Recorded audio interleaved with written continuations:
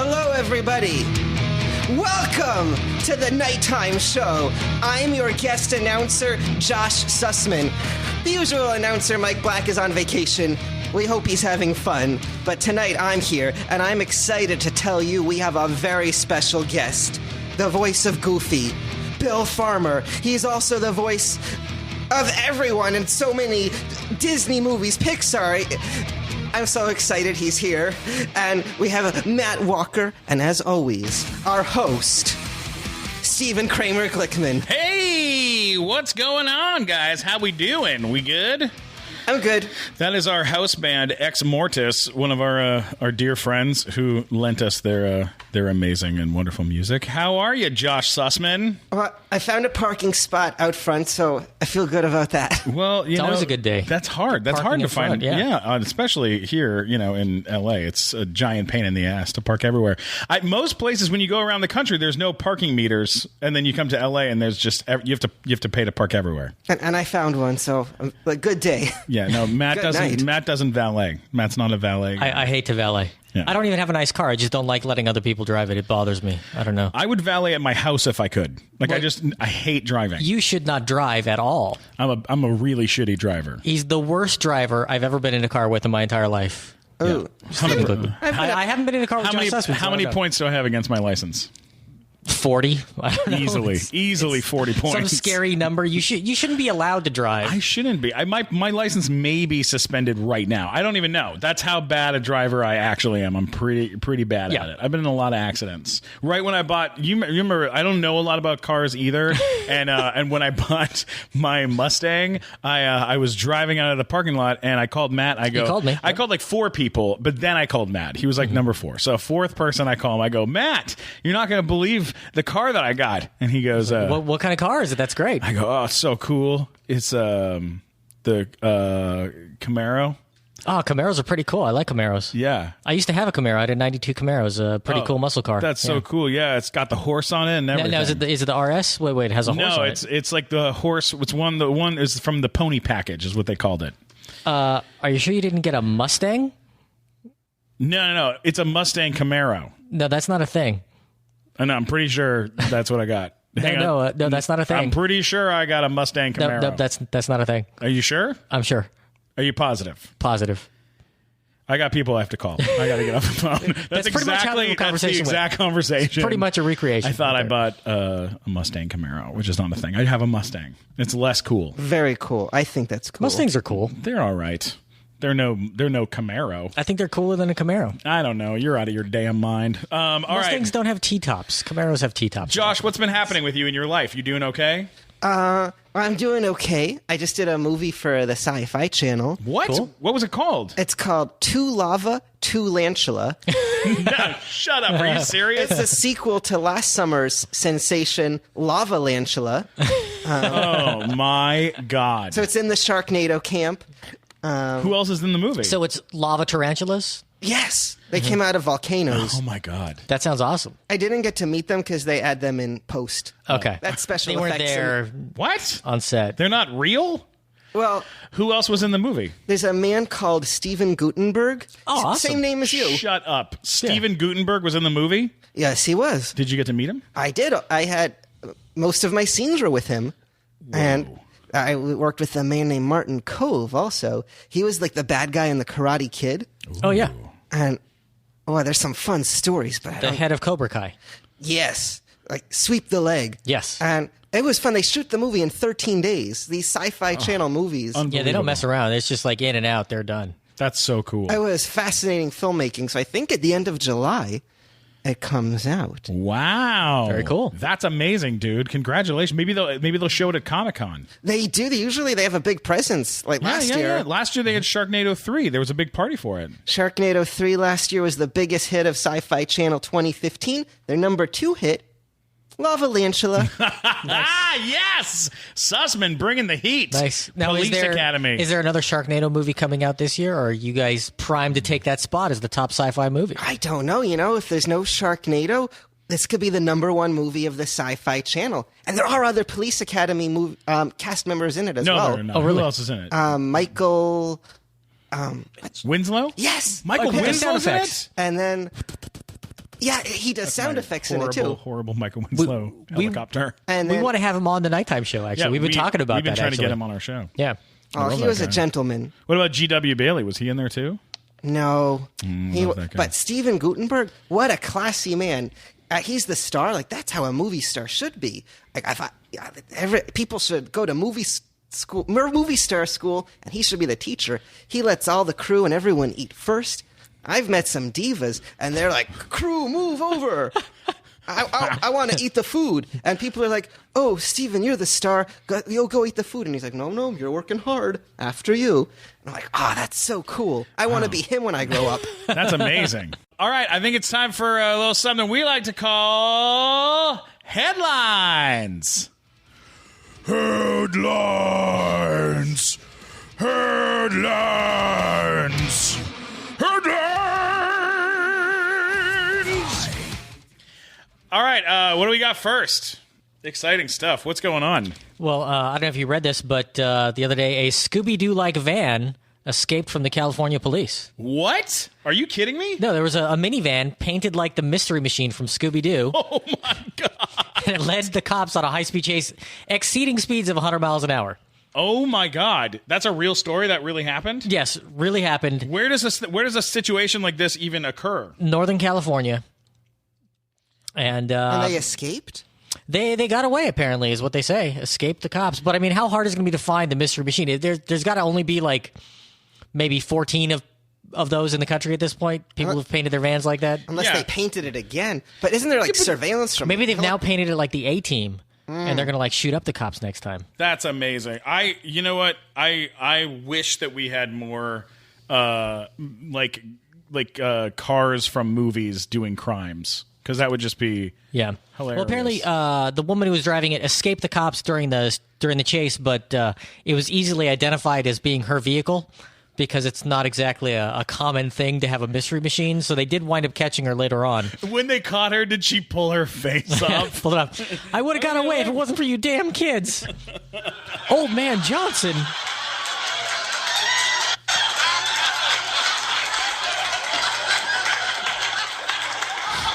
That was pretty realistic. That was a pretty good laugh track there. All right, here we go.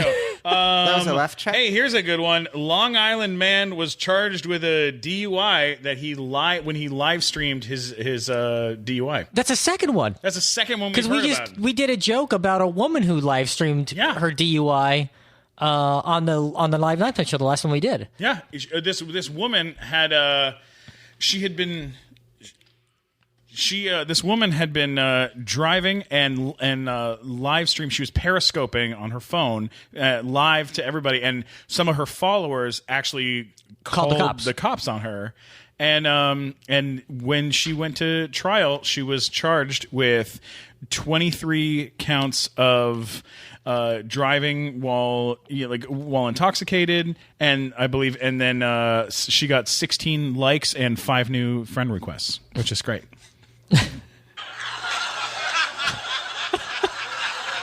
I feel like I ruined that joke somehow. You did ruin the joke, but that's okay. That's all right. All right, last one, and then we're moving on. This is a big one. A man was fined for smuggling turtles in his pants. And his name is Josh Sussman. What? Where did you hear about this? Have you had any turtles in your pants, Josh?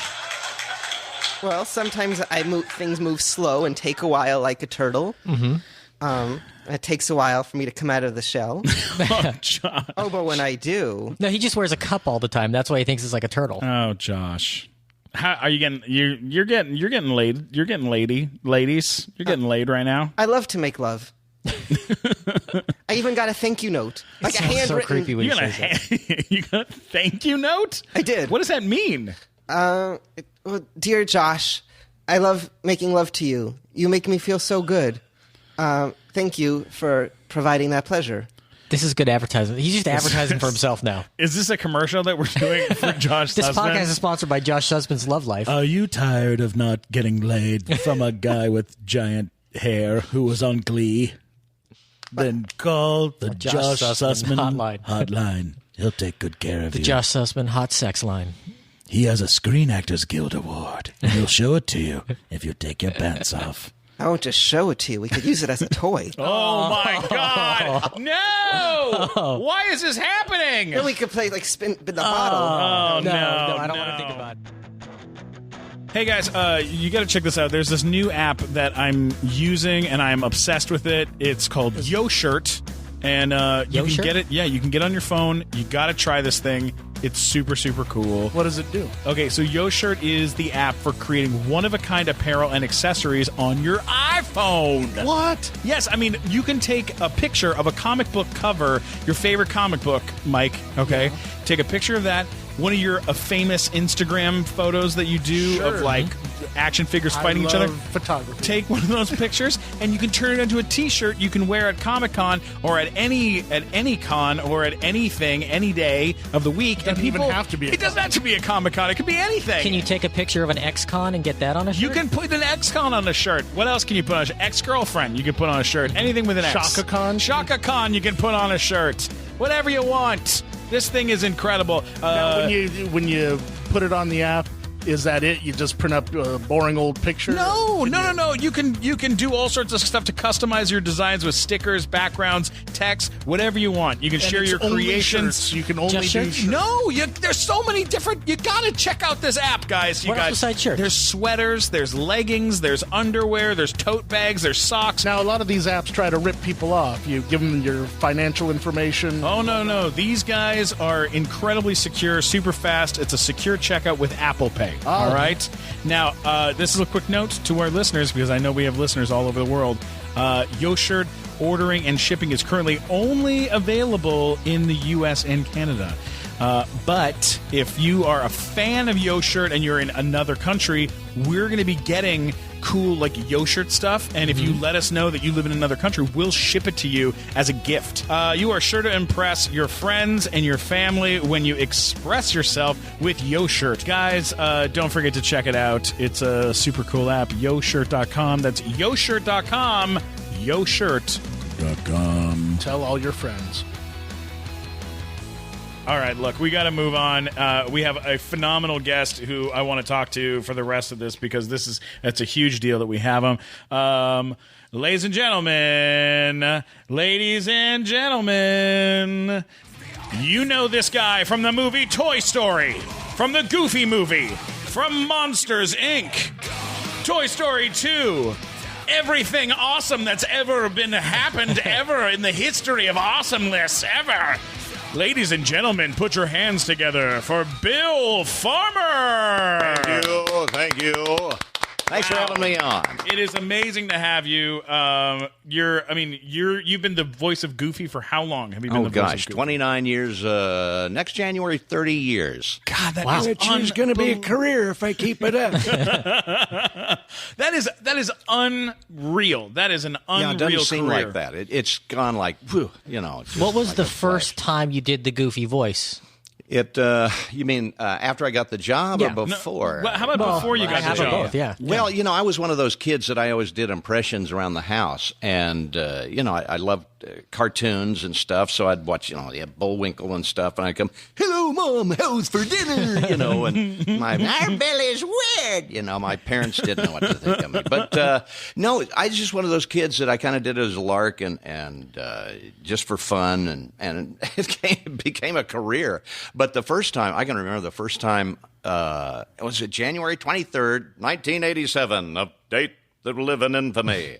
I was able to come out here and get an audition for The Voice, and they used me on a thing called Disney's Doggone Valentine. And that's the first time I ever ADR'd, which is you replace dialogue that is already in a film with new dialogue. And I'd never done that before. I went into a studio in Hollywood. I'd never been in a Hollywood studio before, and it was terrifying. How long had you been out in Los Angeles at that point? About 4 months. It was my first animated character audition.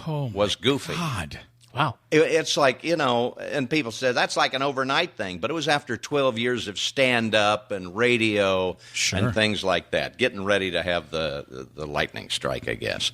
Wow. No, it was people always ask me, how'd you get the job? It was really as simple as my agent said, do you do any of the Disney characters? At the time, they said, there were like 4 or 5 Mickeys and Donalds and stuff, and Eisner and Roy Disney decided, with the advent of the Disney Channel and all that, they were going to see old cartoons, new cartoons, things from the park. They always wanted the same voice.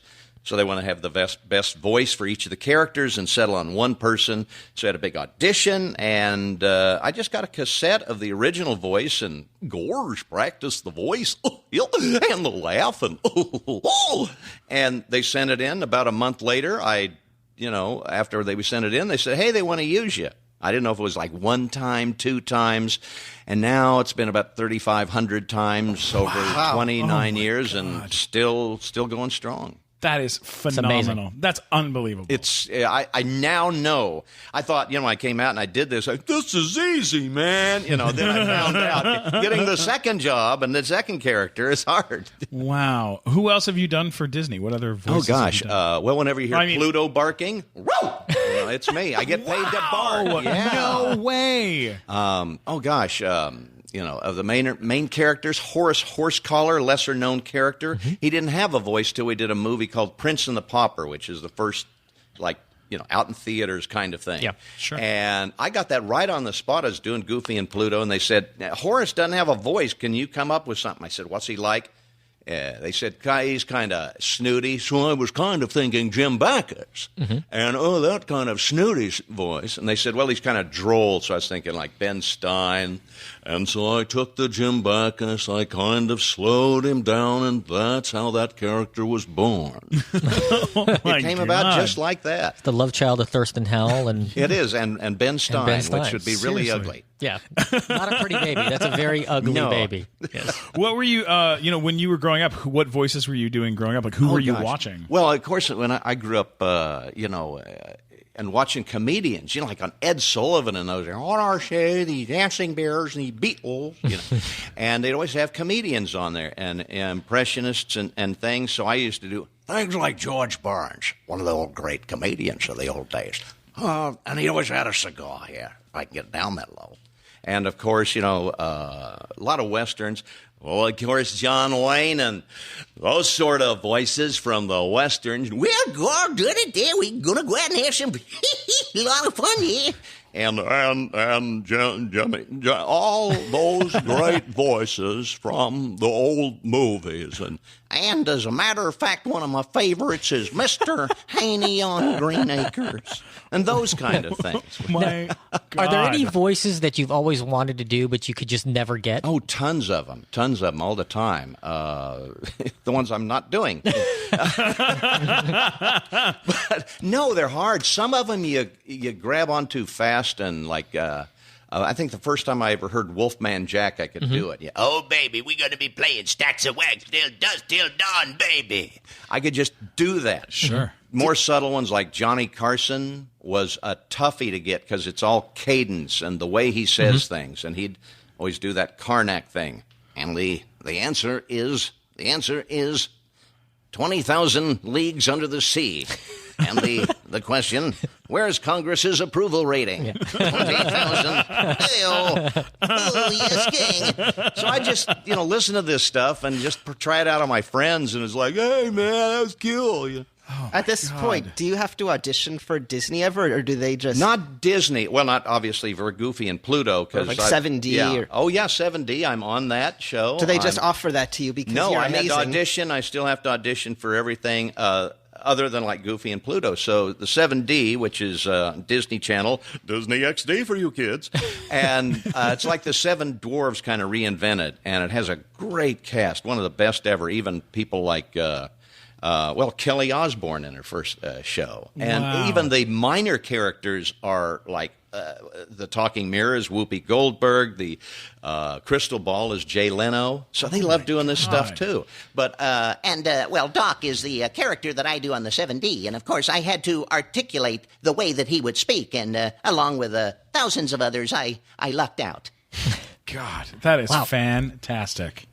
So now, you did radio before you got into doing just straight voiceover. Now, where Yes, I did you did. work in radio? Oh, gosh. Little podunk stations in Kansas, where I'm originally from, and Oklahoma and Texas. And it was usually almost always turned into country stations, and I wasn't really much Were you into spinning records? I was spinning records, and I'd bring in. Yeah, I didn't know. Like the nice thing is, I had like a box of 45s, and we play some of these, and then do a commercial every couple of, do about 4 an hour. You can do whatever else you want. And so I'd make up stuff, and we'd have. Yeah, I'd bring in the Wolf Band here. I didn't know about copyrights or anything. He might copyright his voice. Well, I didn't care, baby. What are you going to do? Hey, Bill, what are we playing now? Well, we're going to be playing some great, stuff like that, and I just come up with stuff. That's amazing. And what's so funny, too, is to think that, like, the guys who you were working with at that time, like, on, your boss there. Oh, yeah. He had no idea. Like, did he have any idea that you were going to be who you are? You don't think that. I would have done better with the chicks, God, isn't that so funny? I'm going to be famous. No. Well, just that, I remember, me and Matt have known each other for a very long time, and he's known I've had some horrible jobs and been fired from all of them. All of them. Like, I've been fired from a lot of jobs. A lot of bad jobs that you were really bad at doing. Not really acting jobs. Never acting jobs, or voiceover jobs, or that you're fine at that. Stand-up stuff. Yeah. It's like office jobs, and like I worked at a factory I got fired from, and every once in a while, there was a boss who just was like, they wanted to keep me around because they knew that it was going to be good at some point. We know you can do something. We don't know what. We had this. It ain't this, but you can do something. There was a job that I had where I had been fired from every position at the company, and all they had left for me to do was shred paper. Really? And guess how many paper shredders I broke? 3. Really? And how long? Yeah, in like 3-4 months. I mean, that's a lot of paper. I was breaking. Stephen. I was breaking. Were you sitting on the paper shredder? No, I was putting too much paper in. I was putting other things in. I was trying to see what else would go in. I was having a good time. I had a nice time at that place. It can take 50 sheets. Okay. Were you trying to make shredded beef tacos and didn't realize that that's not how you make shredded beef tacos? That could work, though. You could use that for that. I would go in and I would just try to make everybody laugh and tell funny stories and do stand up for like sitting at my desk, but I would do stand up for like our boss, and our boss was a comedian at the time. Who was it? It was Anthony Ramos. Oh, okay. so at Super funny guy. the perfume factory. Yeah, it was a perfume factory. When he first worked there, he used to mix oils that were made into perfumes, and they were blessed by witches to be sold at Hot Topic. Yes, that's a real thing. That's a real thing. That's a real thing. Really yeah. happened. That could be a fun job. And I knew like 3 or 4 comics who worked there because Anthony was working there, and he hired a bunch of comics. Yeah, and then there were a couple comics at the time. None of them were any good at doing anything practical like that. We were terrible at our jobs. And then there was it was like us, and then these morbidly obese goth women that were just smelled like garbage, and they would sit near us, and I'll never They made forget. Stephen look tiny. Yeah, I was tiny in comparison. This one big fat goth girl turns to another big fat goth girl, and she goes, "I don't know if you know this, but fairies are very flirtatious." And then the other fat goth girl goes, "Well, I don't know if you know this, but fairies, they're very mischievous." And I go, "Hey, I don't know if you guys know this, but fairies are fucking imaginary." Guess what's not imaginary? Diabetes. All right? Stop eating double stuffed Oreos and get back to work. They did not like me. Did not. That sounds like a fun job, though. Yeah, it was. It was good. It was good. All right, so I've got. There is a burning question I have for you. All right. It is from a movie that you were in that I am kind of obsessed with. It's one of the first things that you ever did. It starred Whoopi Goldberg, and it is notorious. It is a notorious movie. Okay. There's a huge story behind it. What can you tell us about the film Theodore Rex? Theodore Rex. Well, I did ADR on that. I did a lot of movies, ADR, which, if you don't know, is background voices. Like, I probably did voices in one of the dinosaurs, and she was in a dinosaur city. It was like a spin-off of that TV show where they had dinosaurs walking around. Here, I'm gonna let Josh read the bio. Will you read the little bio for the movie? Mm-hmm.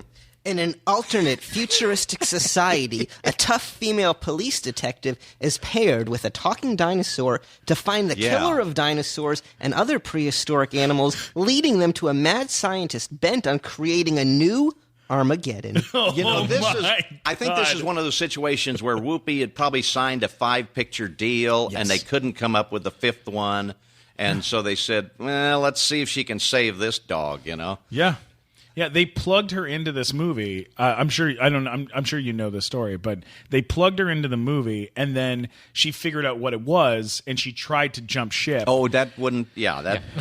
And having seen it in production, the director was like ready. I think he had a gun ready to kill himself. Was it one of those Alan Smithy films? It was a tricky situation. I guess. I only saw a reel or two of that. Luckily, so we just went in and added some voices and went home and said, "I'm not going to see this." Oh my God, that's amazing. Yeah, basically, Whoopi Goldberg made a verbal agreement to star in the movie in '93. She tried to back out, and the producer sued her for $20 million. Well, that's a lot more than they did in the box office. Yeah, so they took it to court, and they said, "We will not sue you if you can continue acting in the movie." But I love that. That's a funny one. Now, have you pretty much strictly done voiceover stuff for all these things? I mean, because I see that you did Murphy Brown and you were in RoboCop. Now, were you? I was seen on in those, camera in RoboCop. That was what before did you do in RoboCop? I played Justin Ballard Watkins and On the Street Reporter. If you see the movie, there's 2 scenes where it's just me and the camera, so you can't miss me. It's right about a third of the way in when he becomes RoboCop and he's out solving crimes and stuff, and there's a mayor being held in a second-floor office, and he goes up there and looks through the walls with heat vision. It's the beginning of that scene. And we shot that when I was still living in Dallas. And I remember it so well because Paul Verhoeven, who directed that, he came in and I did the audition, and I didn't know who he was or anything like that. And I just did my voice, my broadcaster's voice, And so they gave me a paragraph. I had a paragraph to say in the movie, and I went home and I studied it, and I can remember it to this day. It was like, terrorism has never been a factor in this city's politics before, but all of that changed today when former city councilman Ron Miller entered City Hall with a gun. He's now upstairs in a second-floor office holding Mayor Clifford Gibson and members of his personal staff hostage. It is believed that he's killed 1 or 2 of the hostages. Lieutenant Hedgecock, what's next? So we practiced this, and I was ready, man.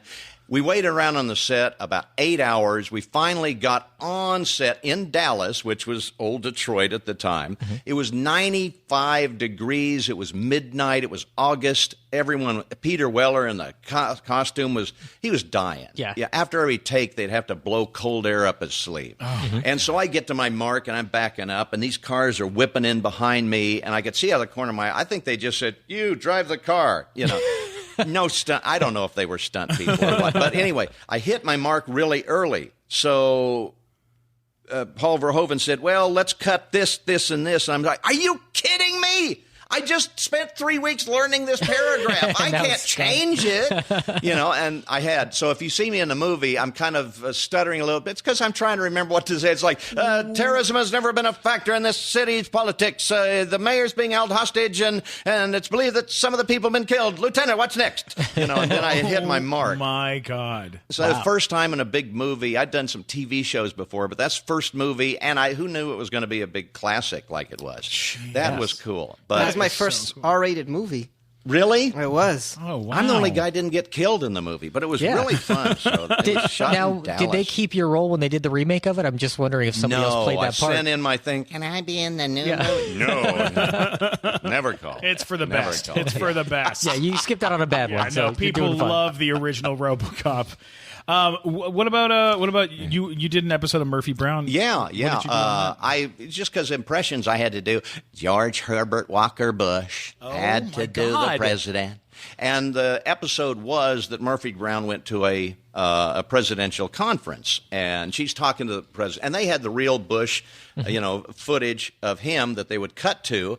And some of it was really Bush, and I had to match it. Wow, that's hard. Which is, you hear like comedians to do a voice, they kind of expand on it. Mm-hmm. They wouldn't be prudent this juncture, 1,000 points of light. They do the exaggeration. But if you listen, I really had to listen to him on tape, and they don't say anything. It's like, well, of course, Helen, at the Saddam Hussein over there, gonna going to have our people talk and go and thanks. Next question. You don't know what they say. Yeah. Oh, God. But it's totally different. So I had to match that second style. Which That's is a really, whole different thing than Yeah, doing like really Just doing an impression of him is doing probably an impression, doing an impersonation. a different thing, yeah. What's the difference? Is impression the term or impersonation? Yeah, the term, really? voice matching is what it's called in the business. But Yeah. it's like really if someone's sick or can't get James Earl Jones to come in, you've got to. Can you do it? Okay, give it a shot. I got my first meeting at Nickelodeon was a voice match meeting to see if I could voice match Seth Rogen. Oh, really? And it was just me talking to this lady. Is that because you did Seth Rogen in that movie? Yeah, because I played Seth Rogen in like a bad parody movie. And the 41-year-old virgin that knocked up Sarah Marshall and felt super bad about it. Thank you for telling our listeners so that they can go and Apparently, get me checks. it's still a big Get hit me on checks. MTV in Canada. Apparently, that's like a big thing up there. I still get checks like every few months from that movie and all 14 cents. Yeah. It's awesome. You can buy a piece of gum. Some great movies you get really big residual check. I have a 1 cent check which I never cashed. I just put it on my wall. That was for Mom and Dad Save the World. Oh, yeah. Another great movie. Yeah. Oh my God. Did some fish in that. Who was in that movie? Jeffrey Jones and I think Terry Garr. And that's all I can remember of that movie. All right, I got Stephen. a couple. I guess, of course. Do you remember Seth Rogen once prank called me at 1 a.m, and it turned out it was you, and I thought I was talking to Seth Rogen, who got my number and was high out of his mind. Yeah. I was like, hey, Josh, what's up, man? You good? How'd you get my number? Seth, stop calling me. I'm sorry, I'll call you later. You're like that voice is literally two inches away from a Ray Romano impression. It really is. I got that. We're Kermit Frog. Yeah, they're so close. Very. They really very are very similar. close. All right, so I got more stuff for you, and I gotta ask. Toy Story. Yeah. That. Like, before we get to Toy Story, I want to ask you about Beauty and the Beast. Yeah. Because I know that you did some work on that. Yeah. What did you do on Beauty and the Beast? Okay, again, ADR, usually a lot of actors in Stage B over at Disney, and we're adding crowd scenes, when they're attacking the castle at the end. I'm a lot of the people, and we loop that over and over and, make it sound like a crowd of hundreds. Sometimes you get little, even Foley bits. On that one, I actually got to do eggs. What? There's a scene where Gaston is singing and he's in the bar and he's talking about decorating with antlers and all, and he takes 3 eggs and throws them up in the air and they go, that's me. I'm eggs, so I got to voice the eggs. Oh my God, that's amazing. Yeah. Oh, I love that. That's like the best stuff. You in never the world. you never know if they're going to use what you do, because a lot of times the actors, they'll have 3 of us do something. Until you see the movie, you don't know if they're going to use you or not. I remember taking my son to see Shrek 2, and I'd done that, and there was a announcer at the about 2/3 of the way in. They had a ball at the castle, and I had recorded this with a couple of other actors. Let's see, ladies and gentlemen, introducing Princess Fiona and Prince Shrek. And my son goes, Dad, that's you. And yeah, I guess it is. I totally forgot. I didn't know until you see it. You have no idea what they're going to use. God, that's so amazing. That's incredible. What about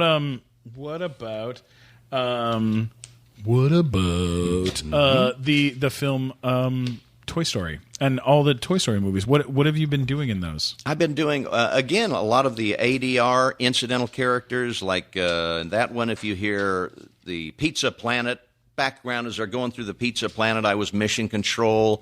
T-minus 29, 28, 27, get ready for lunch. Just stuff like that. And like in Bug's Life, I was like a slug, I think, from New York saying, hey, watch where you're walking. Just odd little pieces of stuff.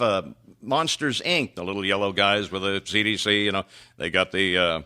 He's got a shoe, he's got a sock on him. That monster had a sock. Get him, hold him down, attack, things like that. You're a Disney legend. You really are, because you're a part of so many movies. And being a Disney legend, I hope you have a Disneyland annual pass. I do. And how long after being Goofy, do they give that to you? Okay, they don't just give it to you necessarily. Now, being in the Disney Legend program, and I was inducted in 2009 along with Robin Williams and Betty White and a bunch of people, but they gave me the pass to get into the park because we couldn't get into the park one time when we were supposed to. Mickey, Minnie, Donald, Goofy, all of us were in a car. We were going to go down to Disneyland for some radio remotes, and the guy at backstage didn't have us on a list and wouldn't let us in. He said, I don't care if Mike Eisner's in there. You ain't getting in here. And so we missed the radio broadcast. And so Roy Disney said, give them a pass so they can at least get in to do the work, for God's sakes. Good Lord. Now, Bill, there's a website called VIP Fact where they have questions and answers about celebrities, at least their impression of answers. And somebody asked a question on there, are there any photos of Bill Farmer's hairstyle or shirtless? And they say that there might be. We currently cannot access them from their system. We're working hard to fill that gap, though. Check back tomorrow. So there are people. Are there shirtless photos of you out there? Well, I've been to Burning Man, so they're. No, you have not. Oh, have you 5 really? times, You've been to Burning Man 5 times? Yeah. All right, tell us about Burning All right, Man. I'm gonna have to update their answer to the question of does Bill Farmer do drugs? Then if you've been to Burning Man, Forget Bug's Life. This is what I want to The know. only drug I did was Imodium up there. Yeah. No, one of my best friends is a cameraman on the show The Amazing Race. He's done like 15 seasons on that. He's like an adrenaline junkie, and he went up and he lives in Reno, so Burning Man's north of there, and you got to go to this thing, man. It's crazy. Okay. So we get tickets in like 2007 and went up there, and it's like, oh my God, this is the most amazing thing I've ever seen. Because it's like when I was a kid, I loved the freak show at the fair, and I loved the weird, and I loved unusual, and that's my people up there. It's just the weirdest and most amazing week I've ever spent in my life. I gotta go again. Now everybody's caught on. It's impossible to get tickets almost. Did you? Where did you stay when you went? First time in a tent that blew down about a half an hour after we got Oh my God! Then we learned, and we rented an RV. And from L.A. and drove it up there. You don't tell people you're going to Burning Man, or they'll jack the price up about. We're going fishing near Yosemite. Bring it back. What the hell happened? Oh my God! Now, Bill, just so you know, that same website had a question asking the users if Bill Farmer was hot or not, and they say 100% of respondents said he was hot. Hey, there you go, man. Is there a return of that's probably why they want you shirtless. I think that's got to be why. I have an important question that I assume is on everyone's mind. Okay. I've been to Goofy's flying school at Disney's California Adventure. It's a bumpy ride. Who gave Goofy his license? Probably Donald Duck, I would imagine. Like, what license? He flies the way Glickman drives. Oh my I God! mean, Goofy should not have a pilot's license. I agree with that. Actually, Or you maybe drive he like should, Mr. Toad. That's who you drive like. Oh, I really do. That's my favorite ride. Oh, I know. It's always been my favorite ride since I was a kid. know. It makes me feel like I'm in the car with you whenever I go on that ride. No, I blame everything I do that's stupid on Goofy now. So. Well, Goofy's cooking. Goofy's kitchen. Do I what? Goofy's kitchen. Goofy's a great cook. Yeah, I've been to his restaurant. His cooking top notch. He is. He's got help. Wolfgang Puck, I guess, would be or Wolfman Puck. I don't. Cook like this, baby. Have you ever used a character to get out of something, to like get out of a ticket, or have you ever used it to? I've thought of it a few times. Yeah, when I have a fight with my wife, I'll do it. You can't do it. She hates the voice Sling Blade for some reason. So if I get. I'm sorry, honey. I was feeling a little frisky there. Just shut up. Get out of here. I'm out of here. Or I'll put a sock on. I'm sorry. Oh my God, I love it.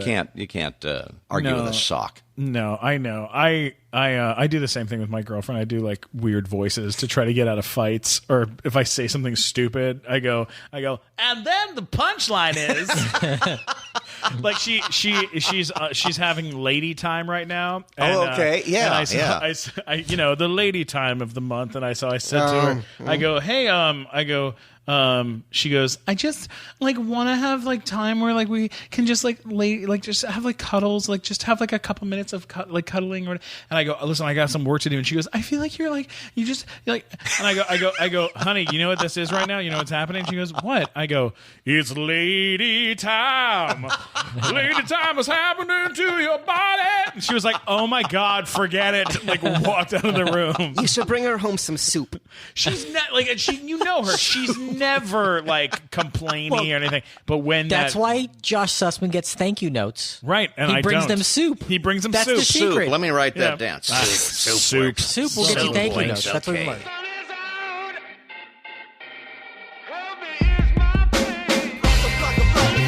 Hey Jeff. Hey Eric. Let's tell listeners about our podcast, A Waste of Time with It's the Real. Yes, we came up with the idea for a podcast where it was going to be a dinner party style conversation on the Upper West Side of Manhattan. All of our rapper friends were going to come over, but then the press release went out and it said that it was going to be a dinner party. And we were like, oh no, we have to cook for all these rappers. And so we have. We've had people like Jadakiss and Mac Miller and Migos. They're all here to tell stories and they end up being fed, which is great. Yeah, a little surprise. Check us out, A Waste of Time with It's the Real, with new episodes every Tuesday. Yes, download, rate, and subscribe on iTunes or check us out on SideshowNetwork.tv/It's the Real. We out ya. Just a cup. Don't even get the bowl. Just the thought goes a long way. All right, well, Bill, I've got something for you that I'm a big fan of bad movies. Oh, I love them too. And this is a little thing that we like to call fail movie recasting. Fail movie recasting. Fail movie recasting. Fail movie recasting? Is that catchy? Artists know what you were going to do to their songs, so they allowed us to use them. I don't think so. I don't think so either. All right, this is a fail movie recasting. We take a movie that was a huge box office fail. We take a wonderfully talented person like yourself, and we are going to enact the scene between you and I. Okay. The assignment is the movie GIGLI. It'll be between SpongeBob SquarePants and Foghorn Leghorn. How's that sound? Who is who? I'm going to do SpongeBob. He's going to do. But what's the part? Oh, you do GIGLI. You do Ben Affleck, and I'm going to do J-Lo. J-Lo. Give me just a second. I'll grab it as well. And here we go. So let me see. There's Robin Bryan. There's Ricky. There's Larry GIGLI. You do.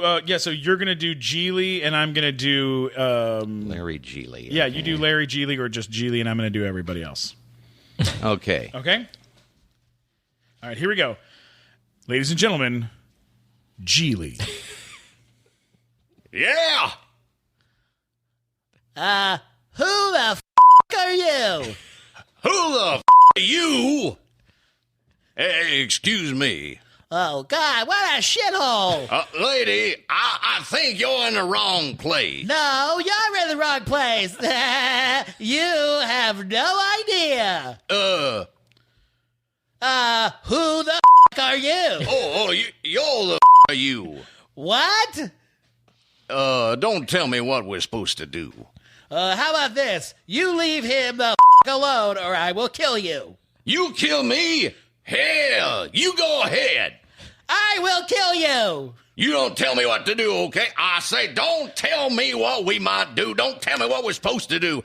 Don't tell me what we maybe should do. Don't ever tell me at all. I'll tell you this. You leave him alone or I'm going to kill you. You know something? You're right. It is sadness. It's sadness, and I'm sad. You got me. You're a genius. Why, you know why I'm sad. 'Cause I got this beautiful, sexy, gorgeous, hot throttle-rama, smart, amazing, bombshell 17 on a 10 scale girl sleeping in a bed right next to me. And you know what? She's a stone-cold an untouchable, unhavable, unattainable brick wall. Casaurus Rexy. So it's sad. Okay, what do you want me to do? I feel sadness about that. There's nothing I can do.